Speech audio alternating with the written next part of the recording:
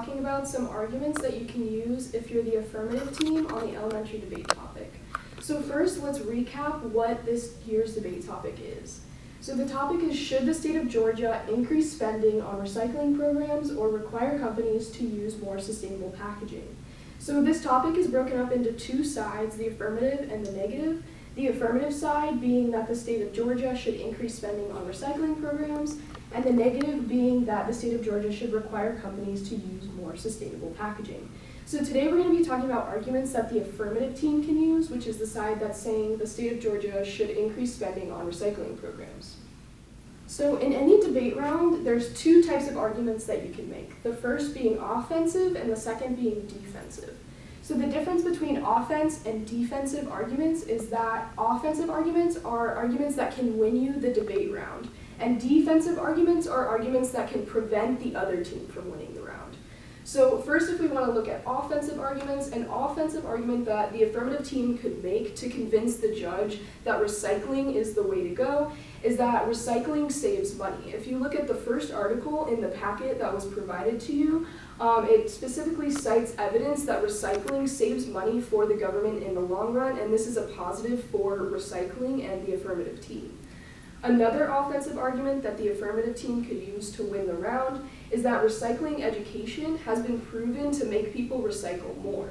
So this is a positive because if the state of Georgia increases spending on recycling programs and recycling education, then we will see an increase in the rate of recycling because we've seen it in the past. So those are some offensive arguments that the affirmative team could make to potentially win the round, but now we can talk about defensive arguments.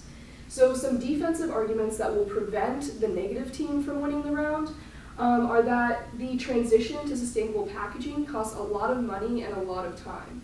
Because these companies might not already be using sustainable packaging, they're going to have to do research and spend lots of money to change all of their current packaging to something that's either compostable or recyclable or more sustainable in general. So that's going to take a lot of money for these companies, and those companies probably are not going to like that. Another argument that the affirmative could use to make sure that the negative doesn't win the round is that the government would have to continuously oversee these companies and make sure that they're using sustainable packaging. Because when the government requires these companies to do something, they're going to have to keep checking up on them and make sure that they're keeping up with those requirements.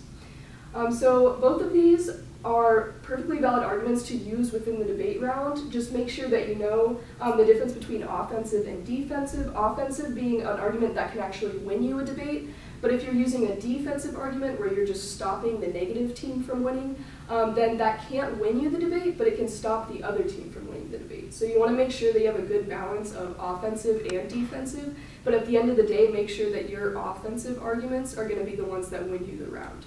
And we encourage you to continue looking through the packet to find more offensive and defensive arguments that you can use in the debate rounds. Thank you.